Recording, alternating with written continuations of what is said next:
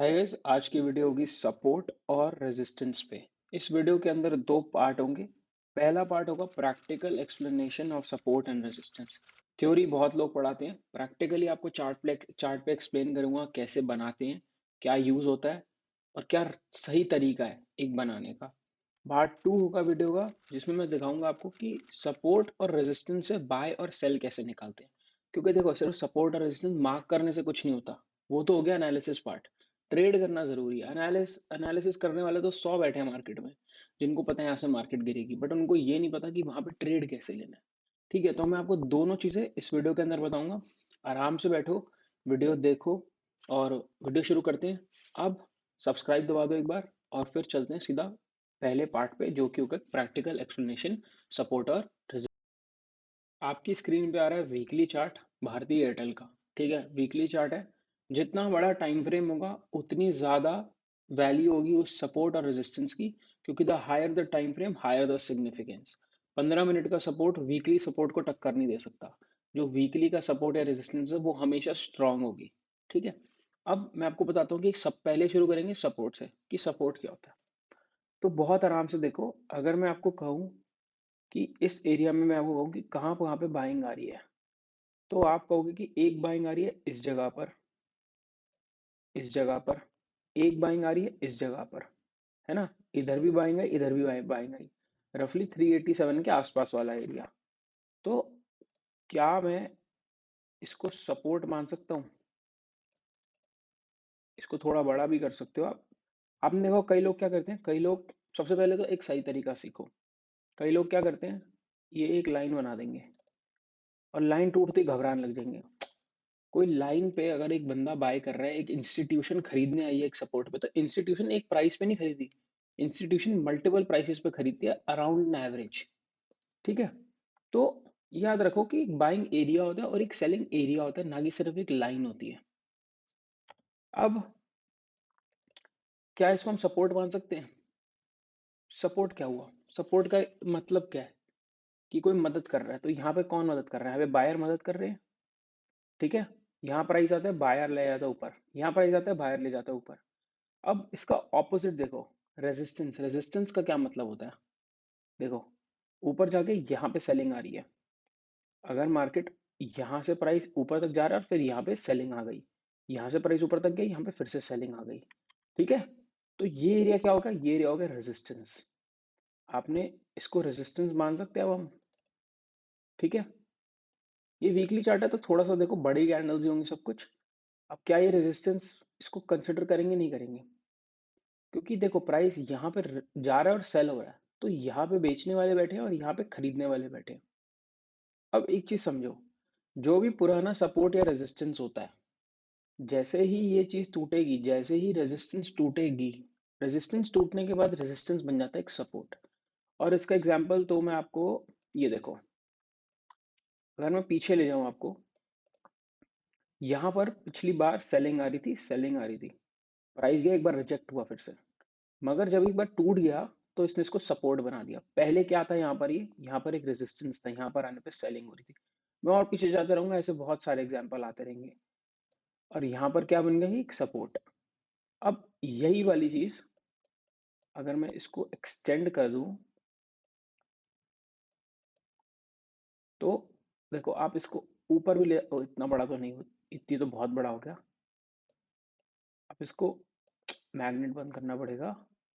आप इसको यहाँ तक भी ले जा सकते हो, क्योंकि यहाँ से एक बार सेलिंग आया, बट देखो, इसलिए ना, वो थ्योरी होती है। प्रैक्टिकल में हर चीज प्रैक्टिकली हमें देखनी पड़ेगी। थ्योरी में तो वो ऐसे चार्ट दिखाएंगे जहां पे सीधा जाता है और सीधा सीधा वापस सीधे, लेकिन रियल लाइफ में नहीं होता। ठीक है, प्रैक्टिकल चार्ट्स पे ये देखो, आपको एक और सपोर्ट दिख रहा है, ये सपोर्ट दिख रहा है। ये पुरानी रेजिस्टेंस थी, ये सपोर्ट बना, प्राइस यहां तक आ भी नहीं पा रहा, यहीं पर बाइंग आ रही है कि नहीं? अब मुझे एक बात बताओ, एक इसी चार्ट के अंदर ये देखो, इसमें रेजिस्टेंस कहाँ है? अगर मैं आपको कहूँ कि ये ब्रेकआउट आ गया, तो उसके बाद इसने रेजिस्टेंस कहाँ पे ली? क्या मैं कह सकता हूँ कि ये वाला एरिया रेजिस्टेंस एरिया है? क्योंकि यहाँ पे एक बार सेलिंग, दो बार सेलिंग और तीसरी बार तो पहुंच ही नहीं पाया प्राइस। तो अगर मैं यहाँ पर ऐसे इसको ड्रॉ कर दूंगा, तो क्या ये रेजिस्टेंस बन जाएगा? रेजिस्टेंस बन गया। एक और चीज देखो, अभी आगे का चार्ट तो मुझे नहीं पता ना क्या हो रहा है, बट क्या आपको क्लियर क्लियर दिख रहा है रेजिस्टेंस पे आने के बाद, जो कि अब सपोर्ट बन चुका है। मैंने क्या बोला आपको, जब रेजिस्टेंस टूट जाती है, प्राइस रेजिस्टेंस के ऊपर चले जाता है, तो रेजिस्टेंस बन जाती है सपोर्ट। अब प्राइस सपोर्ट पे आके एक बाइंग दिखा रहा है। तो अब मैंने चार्ट ढूंढा तो है नहीं, ऐसा तो है नहीं मुझे आगे पता था क्या हो रहा है, बट आप प्रैक्टिकली आके देख रहे हो कि टूटा, वापस उसी एरिया में आया, और वापस यहाँ से बाइंग देखने को मिल रही है। ठीक है, मेरे हिसाब से ये क्लियर हो चुका होगा आपको कि सपोर्ट और रेजिस्टेंस क्या होता है। मगर फिर भी हम चलते हैं दूसरे चार्ट के ऊपर अब, और वहां पे भी मैं आपसे पूछूंगा और आपको दिखाऊंगा कितना इजीली आप इसको ड्रॉ कर सकते हो। अब हम सबके फेवरेट चार्ट पे आते हैं, निफ्टी पे, क्योंकि सारी दुनिया को कॉल ऑप्शन ये सब बाय करना है, तो ठीक है, आते हैं। अब एक चीज देखो, अगर मैं आपको कहूँ कि इस चार्ट के अंदर ये एरिया से सेलिंग आई थी अच्छी, यहाँ से, यहाँ एरिया से सेलिंग आई थी अच्छी, तो क्या मैं इसको रेजिस्टेंस मान सकता हूँ कि यहाँ पर एक दो तीन बार सेलिंग आ चुकी है। तो अगर मैं इसको यहाँ पे ऐसे ड्रॉ कर दूँ, ठीक है, अगर मैं इसको ऐसे ड्रॉ कर दूं अभी, तो दिख रहा है आपको रेजिस्टेंस थी, टूटा, सपोर्ट बन गया, प्राइस भाग गया ऊपर। ठीक है, प्राइस कहां तक भागा, यहां तक, इधर तक कहीं भागा था।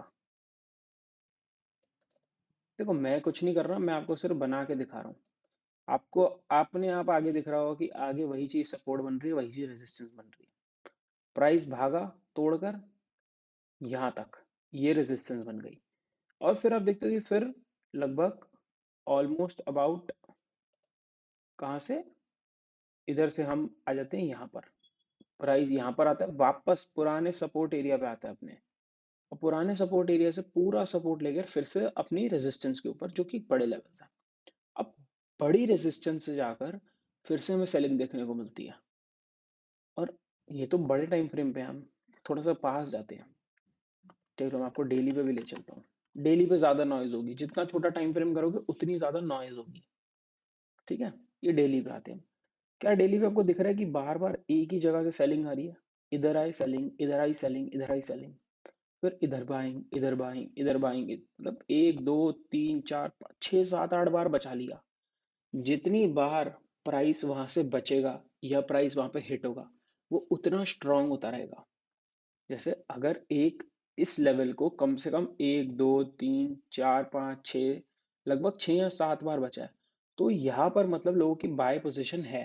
तो जैसे ही ये टूटेगा तो लगातार लोगों के स्टॉप लॉसेस हिट होंगे, राइट, क्योंकि जो लोग स्विंग के लिए बाय कर रहे हैं, वो ऐसा तो है नहीं यहाँ बाय करके यहाँ सेल कर देते होंगे, वो होल्ड कर रहे हैं अगले स्विंग के लिए।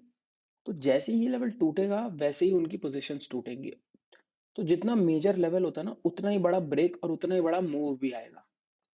अब एक चीज याद रखना, ये इंडेक्स है, ये ऐसा नहीं है एक ही दिन में सीधा गिर जाएगा। कोई भी चीज, भले वो इंडेक्स हो, भले वो स्टॉक हो, भले वो फॉरेक्स हो या गोल्ड हो, कोई किस्म का चार्ट हो, वो एक सीधी लाइन में नहीं चलता। कभी देखा आपने चार्ट यूं यूं यूं चले जाए, वेरी रेयर। मतलब 100 में से कोई एक चार्ट होता होगा। मूवमेंट क्या होती है, ऊपर जाएगा, रुकेगा, ऊपर जाएगा, रुकेगा, ऊपर जाएगा। अब ये एरियाज क्या बन गए, सपोर्ट, राइट। प्राइस हो सकता है यूं जाके यहाँ वापस आके निकाले। तो ये आपको समझना बहुत जरूरी है। अब प्राइस फिर से यहाँ पे आगे पेनिट्रेट कर रहा है, देख रहे हैं क्या होगा। ठीक है, अब जब अगली बार निफ्टी 15,200 के आसपास कभी आएगा, तो आपको पता होगा कि मेरे पास एक अच्छी अपॉर्चुनिटी है, मैंने मार्क कर रखा है। देखो भारतीय एयरटेल में अपॉर्चुनिटी थी इस फॉल के अंदर, जब वो इधर कहीं आया था। ठीक है, ये हो गया हमारा पार्ट वन, जिसमें मैंने आपको दिखाया कि सपोर्ट और रेजिस्टेंस कैसे बनाई जाती है, कैसे ढूंढी जाती है। ठीक है, इसको आराम से बैठना, कम से कम 50 चार्ट पे मार्क करो, 50 क्यों, 100 चार्ट्स पे जाओ, मार्क करो, और कोशिश करो कि वीकली टाइम फ्रेम पे पहले करो, क्योंकि बड़े टाइम फ्रेम पे इजी होता है ढूंढना। जितना छोटा टाइम फ्रेम होगा ना, उतनी ज्यादा नॉइज होगी। मैं 5 मिनट का चला दूंगा तो आप 50 लाइनें खींच दोगे और आपको खुद का दिमाग हिल जाएगा। ठीक है, तो कोशिश करो कि आप वीकली टाइम फ्रेम से शुरू करो, और धीरे धीरे डेली पे आओ, धीरे धीरे आगे बढ़ो। अब हम चलेंगे पार्ट टू पे, जिसका नाम है, जिसमें हम देखेंगे प्रैक्टिकल तरीके से यहाँ पे बाय और सेल कैसे ढूंढते हैं सपोर्ट और रेजिस्टेंस पे। ठीक है, तो वो वाला पार्ट। अब हम बात करेंगे कि सपोर्ट और रेजिस्टेंस मार्क करने के बाद उनको यूज कैसे करते हैं। ठीक है, तो एक चीज समझो, सपोर्ट एरिया तब है जब वहां पे प्राइस आके सपोर्ट ले। लोग क्या करते हैं, प्राइस जैसे ही सपोर्ट एरिया में कूदेगा वहीं बाय कर लेंगे कि यहाँ तो सपोर्ट लेगा। ऐसे नहीं करना आपको, आपको वेट करना है, आपको देखना है कंफर्मेशन मिल रही है क्या मेरे को प्राइस से, प्राइस यहाँ पे रुक रहा है, यहाँ पे बायर्स आ रहे हैं कि नहीं आ रहे। हो सकता है बायर्स आ ही ना बचाने, वो सीधा तोड़ता हुआ निकल जाए। तो आप ऐसे थोड़ी वेट करते रहोगे, और एक बार जब लोग एंट्री ले लेते हैं सपोर्ट पे, वो टूट जाता है, तो वो ये नहीं कि बेचने, वो बैठे रहते हैं कि शायद आएगा प्राइस। जरूरी नहीं है वो हर बार अपनी पुरानी जगह पर आए। ठीक है, वो हो सकता है ऊपर जाके फ्लैग बनाए, वहां पे कंसोलिडेट करे। अब तो एक चीज समझो कि बाइंग और सेलिंग की दोनों की कैंडल्स होती हैं। सबसे बेसिक कैंडल, अगर आपने मेरे चैनल पे वीडियोस नहीं देखी तो मैं इसमें आपको एक्सप्लेन कर देता हूँ। बट सबसे बेसिक कैंडल, अगर आप बिगिनर हो, आपको फोकस करना चाहिए एक बुलिश इनगल्फिंग कैंडल पे या फिर बेरिश इनगल्फिंग कैंडल पे। और ये मैं आपको दिखाता हूँ चार्ट पे क्या होती है। कोई भी कैंडल जो ऊपर से नीचे लेकर पूरी की पूरी ग्रीन है, ठीक है, वो हो गई बुलिश इनगल्फिंग कैंडल, जैसे कि ये वाली कैंडल। अब मुझे एक बात बताओ, प्राइस वीक होते जा रहा है, ठीक है, रोज हम समझ रहे हैं कि देख रहे हैं हम रोज यार लोग बेच रहे हैं, भारतीय टक अच्छे से बिक रहा है। फिर इस दिन आकर, जो कि ये वाला दिन है, एक मिनट, इस दिन आकर 19 अक्टूबर को मैं देख रहा हूँ कि प्राइस ओपन हुआ है और उसके बाद बाइंग आ रही है। पिछले दिन के जो सेलर थे उन सबको भी अब्जॉर्ब कर लिया उन्होंने। हम सपोर्ट के आसपास है और एक ऐसी कैंडल बन रही है जो फुल, मतलब कहीं पे सेलर्स नहीं थे, सीधा सबको सिर्फ बायर्स भरे हुए इस कैंडल के अंदर। तो क्या यहाँ पर एक अच्छी एंट्री हो सकती है? दो चीजें देखनी है हमें। पहला, क्या हम सपोर्ट के पास हैं? हम बिल्कुल सपोर्ट के पास हैं। दूसरा क्या है कि अच्छी ग्रीन बुलिश कैंडल है? बिल्कुल है। तो आप यहाँ पे एंट्री ले सकते हो। अब आप कहोगे ये तो हिस्ट्री है, मैं कैसे समझ लूँ? जब तक आप ट्रेड नहीं करोगे आपको एक्सपीरियंस नहीं होगा। ठीक है, सिर्फ ये नहीं होता कि चार्ट पे सपोर्ट देख लिया, कैंडल देख ली, मैंने बाय कर लिया। आपको समझना पड़ता है मार्केट एनवायरनमेंट क्या है, मार्केट कैसी चल रही है, मार्केट में वॉलेटिलिटी कितनी है, कोई न्यूज़ तो नहीं है, कोई इवेंट तो नहीं है। बहुत सारे फैक्टर होते हैं, ये बेसिक्स हैं। अभी अगर आपको अपने पे कॉन्फिडेंस नहीं है, पेपर ट्रेड करो। कॉन्फिडेंस है, थोड़े से पैसों से ट्रेड करो, क्योंकि जहाँ पैसा लगता है ना वहाँ इंसान का ध्यान लगता है। आपका पैसा नहीं होगा ना, आप परवाह भी नहीं करोगे।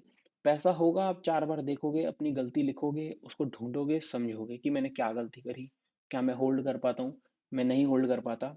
ठीक है, अब आते हैं ऐसी कैंडल पर कि मुझे रेजिस्टेंस पे क्या देखना है। अब देखो, बुलिश इनगल्फिंग की ऑपोजिट कैंडल होती है bearish engulfing. Bearish engulfing candle होती है एग्जैक्ट ऑपोजिट, पूरी रेड कैंडल ऊपर से नीचे तक। अब मैं एक क्लियर एग्जांपल दिखाता हूँ जहाँ पे आपका स्टॉप लॉस हिट होगा और आप कहोगे ये तो मैं, गलती हो गई मुझसे। यहाँ पर मेरे को पता रेजिस्टेंस है, ठीक है, आपने यहाँ पर कैंडल सेल करी, ये कैंडल आपने कहा कि ये तो बेरिश एंगल्फिंग कैंडल है, मैं सेल करता हूँ। ठीक है, आपने सेल करी, अगला दिन बढ़ेगा, लेकिन थर्ड डे ही आपका स्टॉप लॉस जा चुका होगा क्योंकि इसके ऊपर चला गया। सबसे पहले तो एक चीज समझो, स्टॉक क्या अप ट्रेंड में है या डाउन ट्रेंड में है? स्टॉक अप ट्रेंड में। अगर एक चीज अप ट्रेंड के अंदर है तो आपको उसको शॉर्ट क्यों करना है? जो चीज ऊपर जा रही है ना, उसमें एंट्री लेने की जगह ढूंढो, उसमें सपोर्ट देखो कि मेरे को सपोर्ट कहाँ मिलेगा, कहाँ मैं बाय कर सकूं इसको। उसको बेचने की मत सोचो, खरीदने की सोचो। दूसरी गलती, इतनी बड़ी बुलिश एंगल्फिंग कैंडल के आगे इतनी सी रेड बेरिश एंगल्फिंग नहीं होती। ठीक है ना, ये छोटी सी कैंडल है, ये वाली और इस कैंडल में डिफरेंस देख रहे हो? ये बुलिश एंगल्फिंग पिछली कैंडल को भी खा गई, ये आधी भी नहीं ले पाई इसको। अब मैं आपको एग्जांपल दिखाता हूँ एक बार। जैसे ये कैंडल देखो, यहाँ पे रेजिस्टेंस है, यहाँ पे रेजिस्टेंस थी, ठीक है। रेजिस्टेंस के अंदर ये वाली जो कैंडल बनी, ये क्या कैंडल है? प्राइस ऊपर तक गया बट सस्टेन नहीं हो पा रहा, वीकनेस ही वीकनेस। अगले हफ्ते मार को दिखती है एक बेरिश इनगल्फिंग कैंडल। तो ये कैंडल कंफर्मेशन देती है कि पिछली कैंडल ने भी यही दिखाया कि भाई वीकनेस है, बायर सस्टेन नहीं कर पा रहा, प्राइस जा रहा है बट सेलर जीत गया। तो ये वाली कैंडल कंफर्म कर दी कि हाँ भाई ठीक है, अब मैं सेल कर सकता हूँ। बट क्या ये चीज़ सेल करने वाली है? ये चीज़ सेल करने वाली नहीं है। तो आप कहोगे कि इसका यूज क्या हुआ, फिर रेजिस्टेंस का फायदा है कि अगर मैं सेल नहीं कर सकता, रेजिस्टेंस का फायदा है प्रॉफिट बुकिंग। आपने एक चीज मानो ये ब्रेकआउट पे खरीदी है, ठीक है, आपको ये कैंडल बनती हुई दिख रही है, ये हाल दिख रहा है, तो आप यहाँ पे थोड़ी सी पोजीशन का प्रॉफिट तो ले सकते हो ना। मान लो आपने 10% बेच दिया, 20% बेच दिया, 30% बेच दिया। अगर आप मेरे स्विंग ट्रेड्स फॉलो करते हो, आपको पता होगा कि मैं कितनी जल्दी प्रॉफिट बुकिंग करता हूँ अपने कम से कम 25-30% की। तो क्योंकि प्रॉफिट बुक करने से होल्ड करना ईजी हो जाता है इंसान के लिए, समझे। अब वहीं पर फिर से एक और एग्जांपल देखो, ये कैंडल क्या है, बुलिश इनगल्फिंग। पूरी कैंडल बनी, पिछली कैंडल को खत्म कर गई और वापस देखो एक बड़ा मूव आता है, ठीक है, वापस से प्राइस इसी रेंज में आता है। तो अगर आप ये कैंडल और ये इन दो कैंडल को देख के नहीं बेचोगे तो आप बैठे रह जाओगे। भाई कैंडल को ना समझना पड़ता है। समझने का सिंपल तरीका है, कैंडल की साइकोलॉजी समझो। कैंडल स्टिक्स वाली मैंने वीडियो बना रखी है एक, वो जाके देखो। और अगर इस वीडियो में किसी को डाउट है, या इसका पार्ट 2 बनाऊं थोड़ी सी और डिटेल के अंदर जाऊं, तो कमेंट करो, या कोई भी डाउट है तो नीचे लिखो। चैनल को सब्सक्राइब कर दो, ठीक है। बाकी मैं आपको और वीडियोस आती रहेंगी।